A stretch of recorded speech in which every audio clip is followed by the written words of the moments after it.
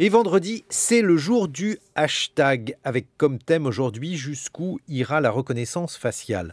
Une technologie déjà omniprésente en Chine où votre visage vous permet de payer, d'ouvrir la porte de votre chambre d'hôtel. C'est aussi un moyen pour les autorités de vous verbaliser si des caméras vous surprennent en train de traverser au feu rouge. Chez nous, en France, la reconnaissance faciale se développe de plus en plus, aéroports, voies publiques, établissements scolaires, jusqu'à une application que souhaite lancer le gouvernement pour accéder aux services publics en ligne. La technologie suscite des inquiétudes.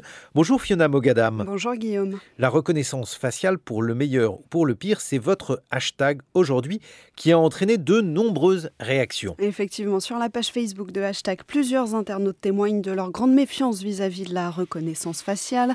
Un outil de contrôle qui échappe totalement aux citoyens et qui se retourne aisément contre eux, écrit Cristobal. Un outil qui commence à nous servir peut par la suite sortir du cadre et nous asservir. Je vois cela d'un très mauvais œil. Un cheval de Troie, une boîte de Pandore, va jusqu'à dire un autre internaute. La reconnaissance faciale pour le pire, c'est aussi l'opinion de la Quadrature du Net. Martin Drago est juriste à la Quadrature. La technologie, elle est dangereuse pour notre vie privée. C'est une technologie qui est basée sur nos données biométriques, sur notre corps, sur notre visage. Elle est dangereuse aussi pour notre liberté d'expression et manifestation. Si on pense à la reconnaissance faciale déployée sur la voie publique, il faut penser que ce n'est pas juste notre vie privée qui est atteinte, c'est aussi notre droit de manifester. Est-ce que vous allez manifester aussi facilement si vous savez que vous pouvez être reconnu et identifié dans la rue? Si l'aspect sécuritaire de la technologie est décrié d'un côté, il est aussi vanté de l'autre. Anna témoigne sur Facebook, disant être pour la reconnaissance faciale lorsqu'elle sert à rechercher un délinquant. À Nice et à Marseille, ce n'est pas sur la voie publique, mais à l'entrée de 2 lycées qu'un dispositif de portique à reconnaissance faciale pourrait être prochainement expérimenté. La CNIL, la Commission informatique et liberté, doit encore donner son avis consultatif. L'entreprise Cisco est en charge de l'installation et veut rassurer.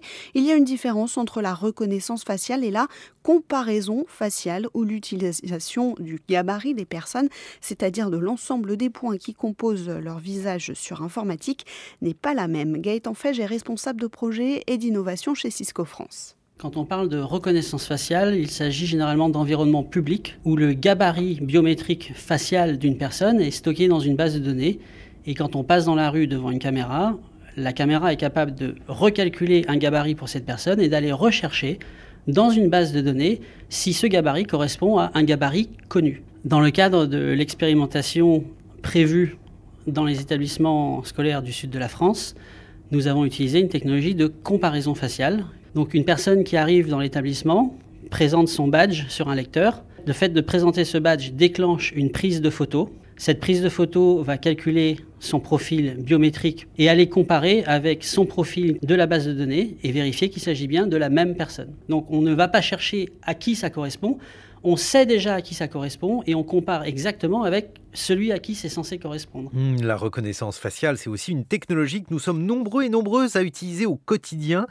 Avec nos téléphones, Fiona. C'est le cas de Thibaut qui témoigne sur le Twitter de hashtag. Il utilise la reconnaissance faciale pour payer avec son smartphone. Dans ce cas, le visage suffit à valider l'achat. Il dit faire confiance au constructeur. Ces informations sont ultra précieuses et ne doivent pas, selon lui, être stockées ailleurs que sur le support auquel il a un accès immédiat et total.